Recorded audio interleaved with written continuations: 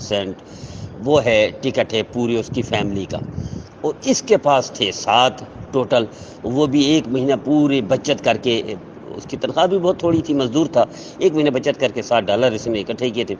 وہ جب آگے گیا تو انہوں نے $11 مانگے. اس کی چیخ نکل گئی، ہائے اب ہے کی. تو کیلڈین لکھتی ہے کہ میرے والد صاحب اس کے پیچھے کھڑے ہوئے تھے، انہوں نے جلدی سے $10 جیب سے نکال کے پاؤں میں نیچے ڈال دیے.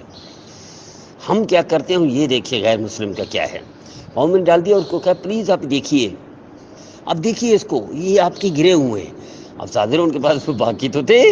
اب جب یہ اٹھائے وہ خوشی سے جھوم اٹھا، اس کا چہرہ کھلکھلا اٹھا، وہ یوں سمجھے ایسا ہو گیا جیسے گلاب کا پھول، خوشی سے جھوما اور ایک قسم کا جشن کا سما تھا. تو اب اس کو شرمندہ بھی نہیں کیا، اس کے پاؤں میں بھی ڈال دیا، اس کا کام بھی کروا دیا، اور کہنے لگے میرے والد صاحب نے کہا کہ چلو ہم کسی اور